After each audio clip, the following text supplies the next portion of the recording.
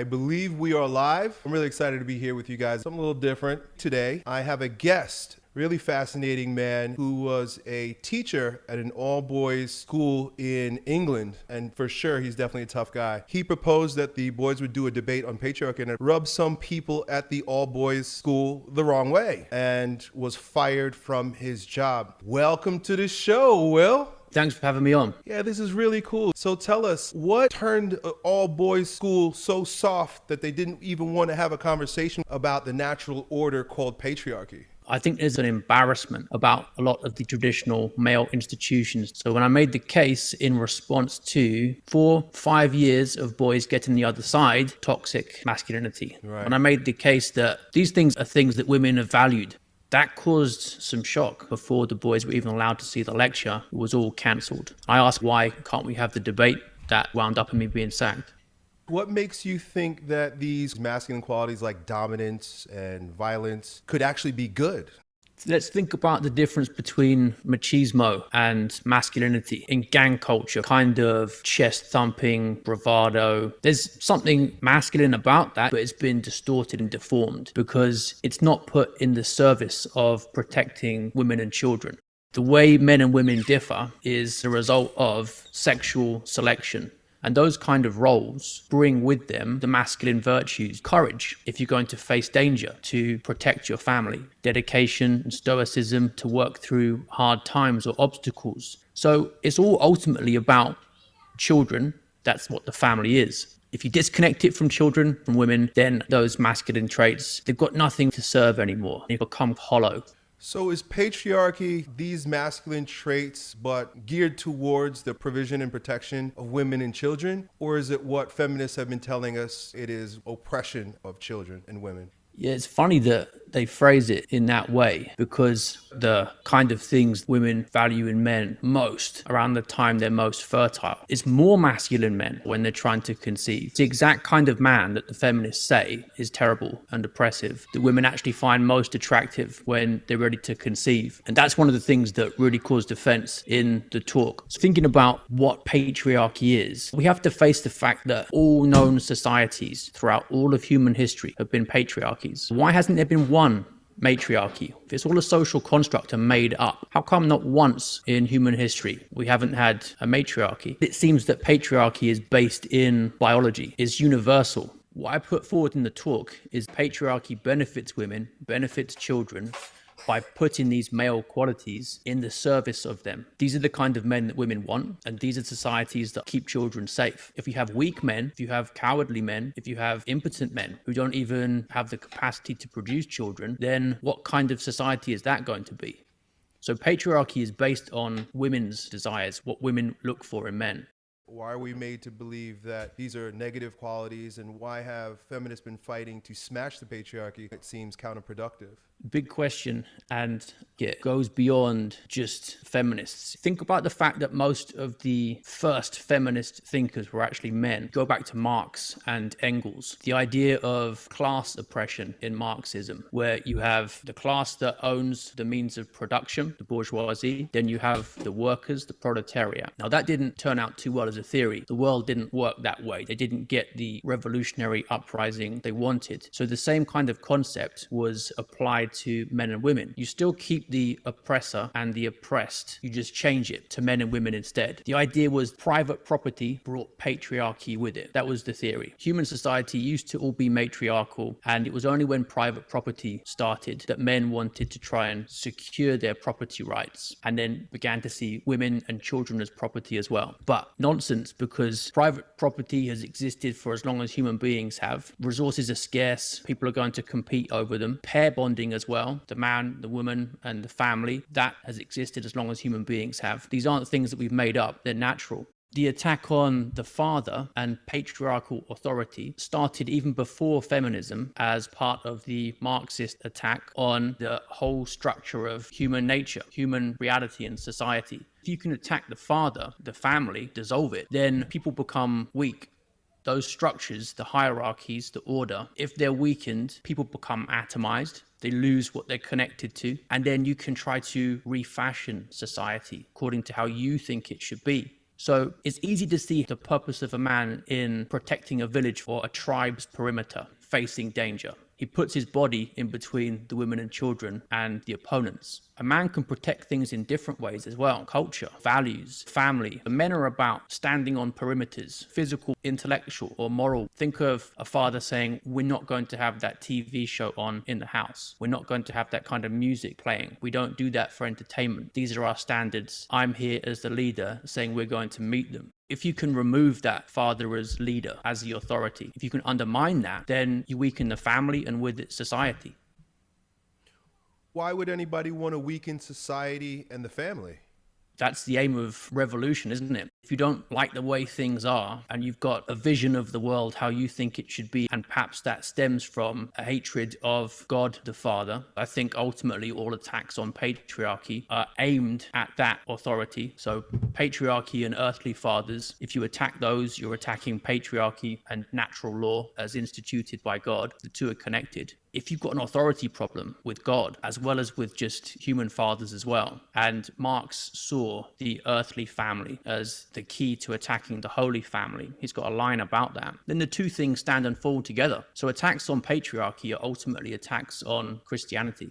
And why would someone like Marx and Engels want to dissolve these structures? What is in it for them? And what is in it for today's Marxists to attack the family and Christianity? Ultimately, it is to do with power. And if you want to think about the family as being like the last defense against the total power of the state, all totalitarian systems, they all go for children first. They try to get the children when they're young, and they see themselves as in opposition to the family. So if we can break that down and make people more powerless, then the state can step in and fulfill that role. So the weaker people get, because they haven't got strong fathers to depend on, the more the state has to step in to play the part. And I think one of the most tragic results of that has actually been in the black community in the US, in the ghettos. If you think about the way that the black male in particular has been supplanted by the state, and single motherhood has been basically almost a state-sponsored program.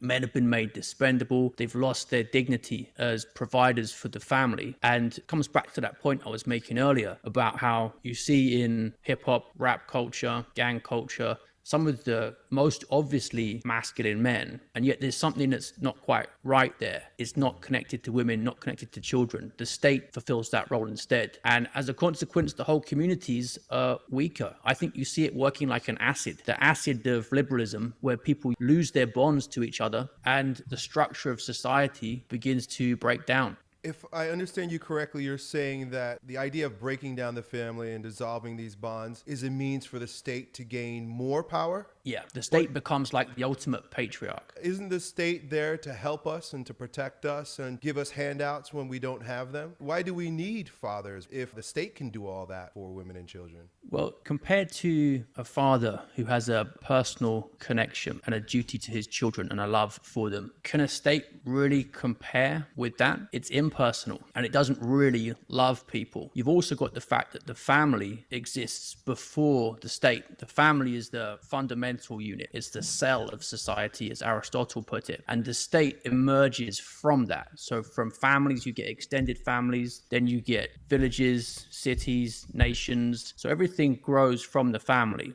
Those are the most fundamental bonds between people. And I think what we're seeing now is, in a way, the clearest indication that the state can't fulfill this function. Because look at what happens to young men in particular without biological fathers in the home. Across a whole range of outcomes, it's much worse for them. Even compared, and this is controversial, even compared to stepfathers. A stepfather is better than having no male in the home for enforcing boundaries and discipline, but it's still not as good as a biological father. So that suggests to me that there's no government official with a clipboard and some boxes to tick who can replace a father's love and authority. The things you're saying make so much sense to me. How did we move away from this traditional structure and way of doing things to where we find ourselves today, where a good percentage of people would take issue with the things that you're proposing? This is where a lot of the men's groups go wrong. They will tend to blame feminists. They will blame women. And I think that's actually an emasculating thing to do. If you think back to Genesis with Adam and Eve, so she offers him the apple and he takes it because it looks good. It's pleasing to the eye. So he is led astray by his immediate impulses, his desires, rather than what he knows is good, which is obeying God's law. Now, in that story, there's a lot that is packed in because it's about men seeking easy gratification, doing what feels good in the moment rather than sticking to their duty. And then what does he do after he bites the apple? He blames Eve. It's her fault. So it's about men failing as leaders. He wants to put the burden of blame on her instead. And you see that now in many men's response to feminism. Now, what I think actually happened instead is that, remember, a lot of the feminist thinkers originally are men. And what happens is that men encourage feminism because it's a way for them to get easy sex. It's a way for them to get the pleasure of sex without the responsibility of family. So think about free love. What does that really mean? Go back to the 1960s as when most people think of it, the sexual revolution. It actually goes back a bit earlier. And in some of the Marxist writings, you get this fantasy that under these matriarchies that they imagine existed, but we know never really did. There was no marriage and everyone could just have sex with whoever they want. So that's the vision, because in their minds, wouldn't that be great? Free sex, need to worry about monogamy, fidelity, etc. So you've got these guys in the free love movement, sleeping with women, getting easy sex. But there's a cost to that. It's not really free love. And the cost is that they become boys. They don't have that authority that comes with being the husband and the father. And if the state comes in to fulfill those duties instead, then the men, having abdicated that authority, they've run away from the responsibility. Of course, they're going to be left feeling frustrated. But it only makes things worse to blame the women rather than the actual ideology at the heart of it, which is actually harming women just as much. So I think the men versus women narrative is the wrong way to go. It's feminism as a part of liberalism, seeing people as just free and isolated, atomized to make their own choices and not fulfill their duties, not respect other people, not see themselves as enmeshed in that whole network of family and community. That's the problem.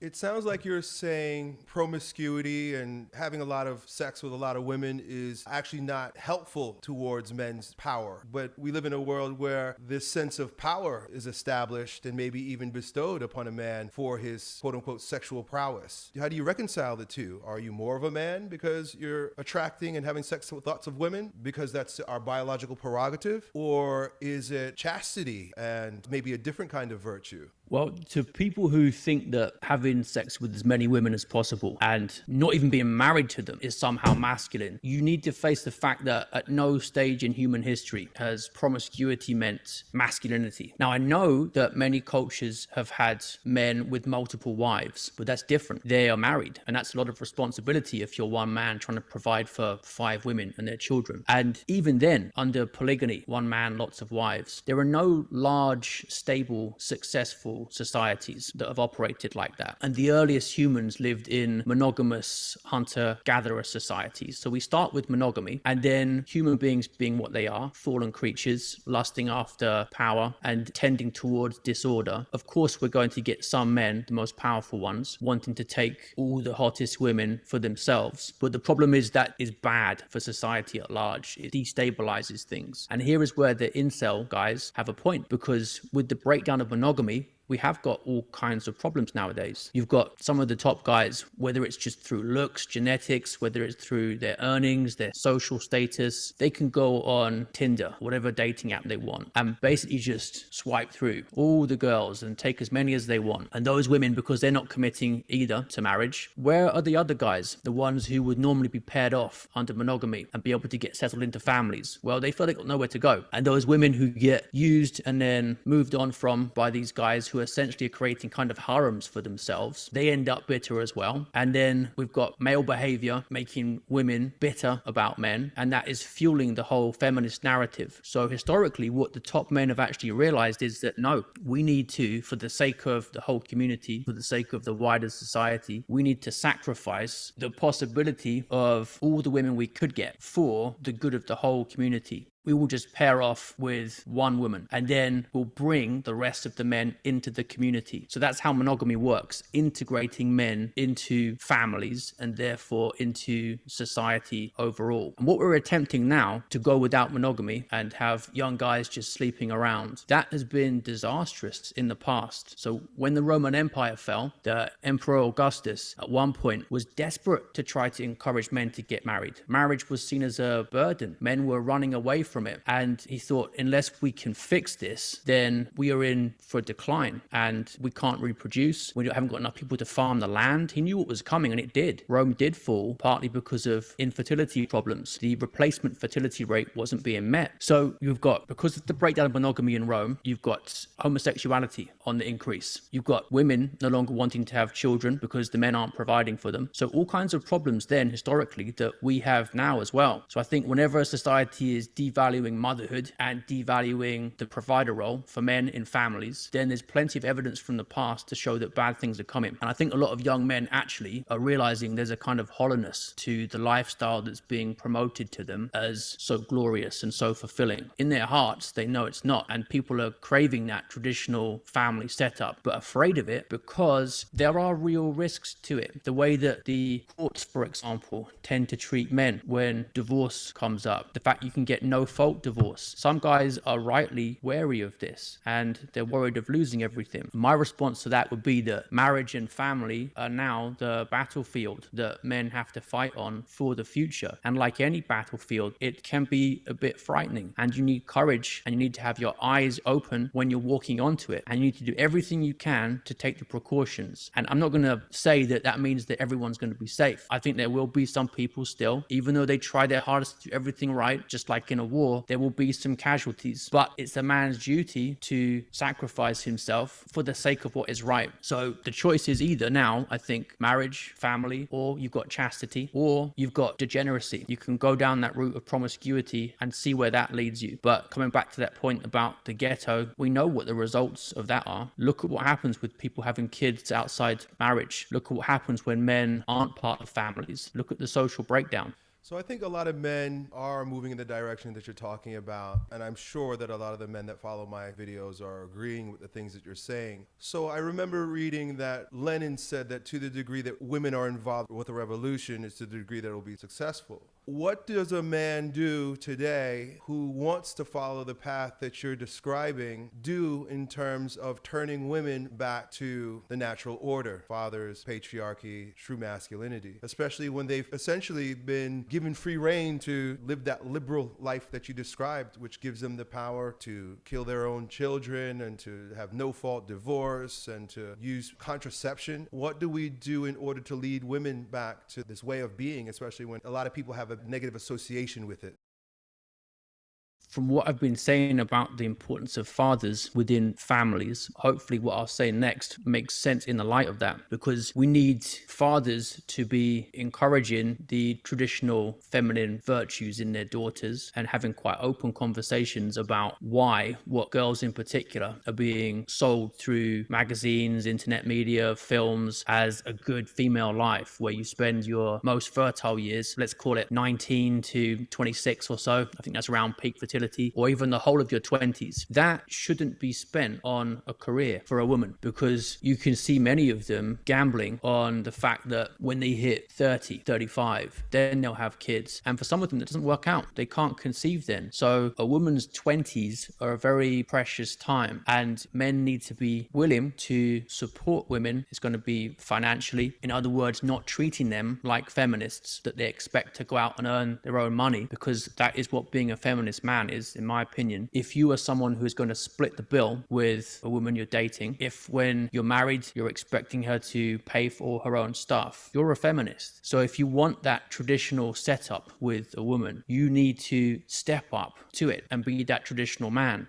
People talk about having a trad wife. Well, with that comes a trad life. And it's a big ask for a man to do that. I would argue that what men are complaining about nowadays in terms of there being no real rite of passage, how do you know when you're not a boy anymore?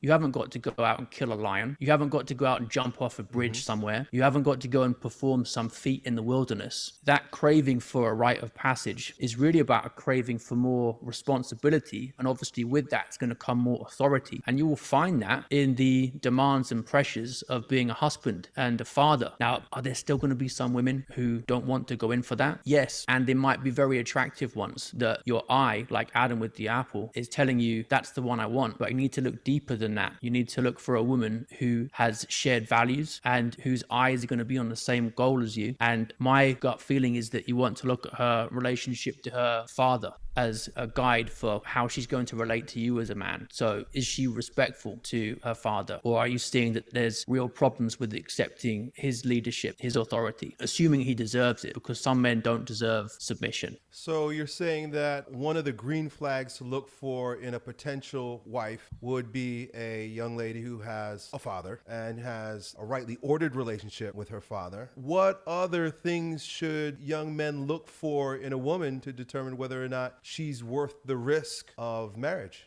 Talk to her about what her values are, what her plans are. I think it's good to get married young. So I would recommend that more men get married in their early 20s and getting married to women who are also the same age. So you know then that you're both stepping up to this together and it's her most precious, fertile window. And think of it as her giving that to you. That's a big gift, a big commitment, and you need to respect that and honor it. And it's your job to make her feel secure. I think a lot of this comes from women not feeling protected, not feeling provided for, and having to fulfill the man's role, having to go out and earn money and create the home and create that environment that the man should be doing for them. So really it's about a woman, and I think most women really are craving this, who is willing to follow strong male leadership, because the feminists really have got a point in that if a man isn't strong, isn't willing to be a leader, if he's just out for his own selfish pleasure and running away from responsibility, well then why would you want to submit to his authority? So you got married young. How old were you when you got married?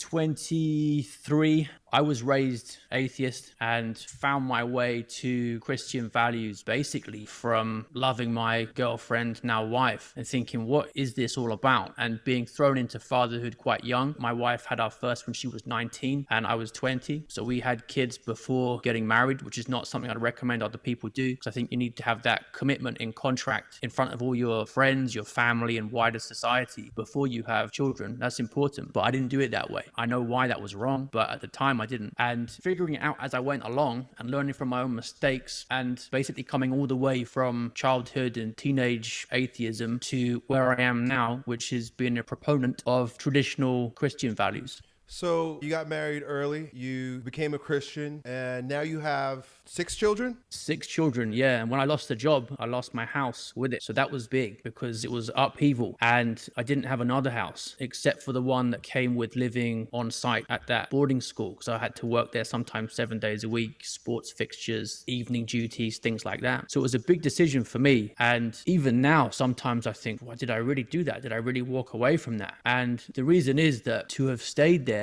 would have infected me with something on the inside that would damage my integrity. And I think it's bad for a family to have the father coming home from a job where he's had to break something within himself and weakened himself. So it's more important to be able to look your wife and children in the eye and say that you, as their leader, when you go to work, you haven't had to sell yourself out. It's more important to have that integrity than it is to get what feels comfortable, like with the apple, get what looks good, get the money. So that was difficult and it was a big decision for me, but I think it was the right one. Does your wife work? No.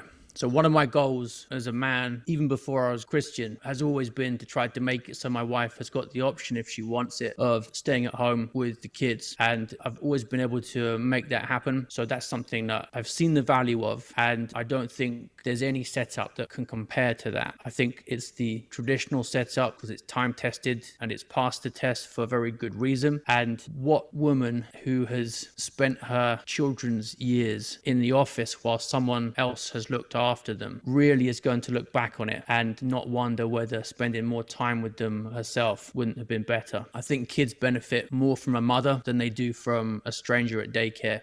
It seems like you're a strong, benevolent leader in your home, protector and provider. How do you handle this challenge? And how does your wife handle this challenge now that you have been removed from your line of work? So I didn't like the way things were going at that institution for a few years before I had the run-in with the debate course. So I was starting to do a little bit of teaching online, one-to-one work with kids in different countries, just seeing what it would be like if I had to do that full time. And then I knew coming out of that role in that school that I would be okay working for myself online and not having to bend the knee to things that I didn't believe in. So that was the plan, just to move from working in the school to teaching online. And I've been fortunate to meet some supportive people such as yourself and some other figures who are part of basically what is an emerging online community for not just young men, but for young people and also not so young people who are interested in the kind of topics I like to talk about. Was your wife worried or afraid? Did she pressure you, or how did she handle it, and how did you deal with her in this way? I spoke to her about my worries about the direction that the institution was heading in over the years. And then when it came down to it, and I was in conversation with the school about this lecture, and I was asking questions about how can we uphold our aims as an institution committed to debate, free speech and discussion? How can we do that if we're just going to shut things down the second someone gets offended? Where does that lead? How is it good for the students? I discussed those ideas with my wife as well. And she didn't want to see me there long term. She also felt that it would be bad for me and for the family if I was being forced to be a part of something that I didn't believe in. So we took the risk together. I don't think being a leader means that you just decide things without talking to the other people you're responsible for. So it was a joint decision. And how old are your children? So it goes all the way from 16 down to age 1, and in between, we've got 2, and we got 9, and then 13, and then nearly 15. And how are you raising your children to embody the values that you're speaking of? To the best that I can by example, and the older ones understand what I did in my line of work, because I think a big part of being a man is sticking to your principles. It's about doing your duty regardless of human respect or in some cases money. And when I see people who have had similar experiences, not just in schools or universities, but with other companies as well, and I know what's involved in it, I respect that because of the courage that I know it takes. So I think example is one thing. The other thing is that parents are always the children's main teachers, whether they realize it or not. And even when the kids attend schools and parents feel like the school is mainly doing the job for them, parents are always the biggest educational influence on their children. Let's say you're a father who, when he gets home from work, goes out with his friends drinking straight away. Now, he might not feel that he's teaching his children, but he is. They're getting a lesson every day about what a man is and how a man behaves, how a man treats his wife, treats his children. So be careful of what kind of behavior you're showing. And that's like the implicit teaching. But I think also you need to realize that, especially if they go into a public school, they probably aren't getting the books that you think they're getting. So reading the old stories, it can be the Bible, it can be fairy tales, it can be classic literature, and discussing them with your children, especially if it's boys, thinking about some of the things like honor and courage that are often put down nowadays as being somehow old fashioned and past it. That's really important, because a lot of adverts, a lot of popular entertainment is deliberately subversive. It's getting kids to question who they are as boys, as girls, and the traditional roles that go with that. So parents need to be active in combating that, because the stream is only going to take them one way if you let them float down it. And you have to be strong and stand against it. Do you have daughters? I do. Yeah, I've got 4 daughters, 2 sons. Amazing. So how are you raising your daughters to be traditional women? I mean, there are so many options for them in this world. Are you sending them to university, or are they, what is your plan for helping them perhaps be wives and mothers, or maybe CEOs? Yeah, so the eldest now, 16, she's just finished a big set of exams. So we've got the next step of her future to prepare for. I've had forthright and clear discussions about what the boys her age are now interested in. We know what 16, 17, 18-year-old boys are like. She's been talking to me about what she's seen as well in her peer group. And it's important for fathers to be involved in their children's lives like that. So you can have discussions that are going to go against the grain of what modern culture is now, because you don't want your daughters in particular being socialized mainly by pop culture and their peer group, because it's likely to cause them a lot of pain. So I think that's important. And the other thing is that you need the daughters to have a really good relationship with the mother. This is things like, could be cooking together. It could be household chores as well, cleaning, washing up, laundry. I think acquiring habits from what household management actually involves from your mother and seeing that she's doing it because she loves you and she wants to create a nice home environment and why that's valuable. That's some of the most useful teaching I think that young girls can get. And if anything, they're told the opposite now in school. They're told that a successful life as a woman means basically behaving like a man. And that's why feminism, I think, on the deepest level is actually a kind of misogyny. I know that sounds crazy to say, but feminism tells girls that the key to success is behaving like a man. So as a Christian, how do you raise your children in the faith? I think what I've said about school sadly applies to many churches as well. So the parents need to also catechize the children as well. And sometimes this means using older books than you might find easily in the store. So the Baltimore Catechism from 1895 is really good. I'd recommend that one with the young kids. It's got some nice pictures to go with it. And don't do it with a light touch, so you can just read a few of the questions out, see if they know the answers, have a discussion about it, and then once you see that things are becoming tough, especially if they're very young kids, you can do some drawings or something based on it instead. But I think the parents need to remember that not just history or maths or geography, but also the faith, and teaching the kids why some of the objections they might have heard from peer group or heard in lessons at school can be answered. That's really important. And encouraging the children to pray as well, try and get to church once a week, and having a good relationship with your own parents. So showing that family goes beyond just your own household, and that you are their father, but you're also your father's son, and you are respectful towards him.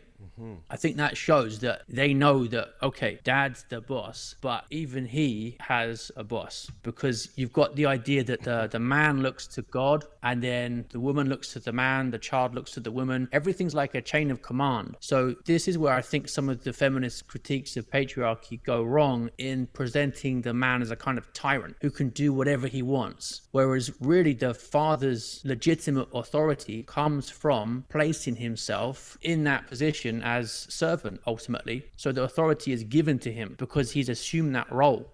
I get a lot of pushback from people when I speak about authority. Why do you think there are so many men that are anti-authority today? Either don't respect authority, and obviously, if that's the case, don't know how to hold themselves in a place of authority. One reason is a confusion between authoritarianism and authority. And it comes back to what I said about the authority figure being imagined as a kind of tyrant. Authority doesn't mean just getting your own way all the time and bossing people about. It's about leading people towards what's good for them, not what's good for you. Now, we've got that idea of the common good for the family and for society as well, and that your rights and your duties exist in a network. So a right is something that's owed to another person. Like a child has a right to the father's attention. It's not about people being just individuals that aren't connected. So if you see authority as being more like helping people achieve what is good for them and thereby fulfilling what is good for you. So a man reaches his potential, reaches his fulfillment as a father. I think that's what manhood ultimately is, the potential for fatherhood. And becoming a good father, working hard at it, is the making of a man. Same thing with womanhood, being the potential for motherhood. That's where the transgender ideology comes from, I think. The second that the feminists tried to say that being a woman is something other than having the potential to become a mother, they open the door to transgenderism. Because let's say you think being a woman is having a really good career and spending lots of money on cosmetics and clothes and behaving like you see some of the female pop stars. Well, okay, fine. A trans woman can do all that too, all of it. The one thing they can't do is conceive, give birth, and nurse. So you've basically given up. You've moved yourself away from that one thing that really makes you a woman. And then you've made the question, what is a woman, open game for anyone who wants to say, okay, fine. If it's not becoming a mother, then I'm a woman, and you've got no comeback. I think feminism's stuck on that one. Either it's return to womanhood as potential for motherhood, just like manhood as potential for fatherhood, or it's going to be eaten by its own offspring, which is the transgenderism. Women's sports, etc., will be ruined because they can't face the fact that motherhood and womanhood go together. So I want to circle back real quick. You mentioned the Baltimore Catechism, and I smiled because I became a revert to the Catholic Church when I turned 40. My question to you is, as someone who grew up as an atheist, why return? Well, of course, you return to Christ, but why through the Catholic Church? Oh, we're going to get into big topics about why not Protestantism. For me, it's because I suppose being confronted with what really happens when you think things through to a conclusion made me think, okay, let's go back to basics. Let's look at the tradition, not just scripture, but tradition as well. What's been said over the centuries about Christianity? What do I find most convincing? And the quickest way to do this would be that without that authority, which the Catholic Church claims, you essentially end up with so many different voices. I think it's about 30,000 different Protestant sects, all saying that they have the truth, they have the answer, and they all contradict each other, and all saying that the Holy Spirit says they're right, but they can't be right. It's mutually exclusive. In a way, the Catholic Church, because of that authority, and it's also got the patriarchal structure built into it, that to me gives the strongest response to the problems of modern liberalism, which is basically saying that autonomy is the most important thing in life. And I see the Reformation and Protestantism generally as being basically liberalism and autonomy in the religious sphere. And I have no interest in that. I know people do. To be honest, I haven't got much interest in arguing the case either, because if people want to listen, if they want to read what the church has got to offer, great. But if they're very emotionally hostile to it and not really interested in dialogue, then I see it as largely a waste of time. But the church offered, for me, the strongest explanation of why patriarchy makes sense socially, but also spiritually as well.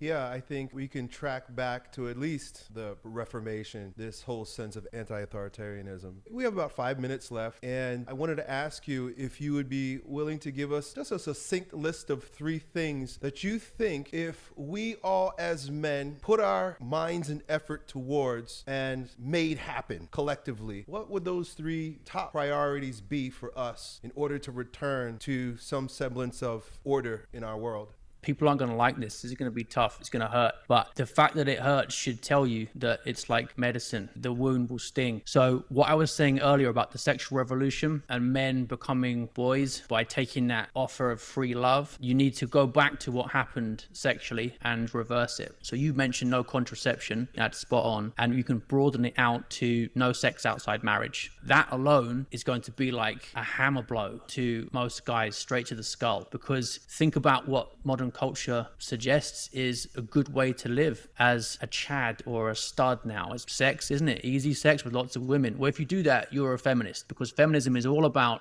sex outside marriage. So 1, stop being a feminist, no sex outside marriage. And the next thing is you need to respect your ancestors' traditions and the fact that Western culture, there's no getting around this, is ultimately built on Christianity. And maybe you're not a Christian, okay? Engage with it. So you need to make a serious effort to read the Bible rather than just dismissing it, pretending that somehow you know the answers. Because I find that a lot of guys who will say that they are atheist or agnostic, they decided that about age 12 and they've never moved beyond the 12-year-old's level of understanding of it. So stop pretending that you know all about it when you've never even looked into it. So no sex outside marriage, study the Bible seriously, and respect the fact that most of the greatest minds of your culture, your tradition, have believed believed in it. What makes you so special that you figured out something that they couldn't? And then for a third one, this is difficult. I would say that the best job might not always be the one that pays the most money. Just like the best woman for you might not always be the most beautiful. I mean, it's possible, but she might also have terrible values. Making money, you're the number one guiding principle of your life, is likely to weaken you. I think that's one of the things that has made what people describe as the woke movement so damaging. It's mainly enforced by the HR companies, the big corporations, and men are willing to sell themselves out and be what I would describe as intellectually gay for pay. They will go in and they will take the cash to humiliate themselves and promote ideas that they know are damaging to them as men, damaging to their traditions, damaging for the future of their children as well, if they even have any, all for the sake of money. And that's, again, something you can see historically. Wow. It's a kind of weakness in a man.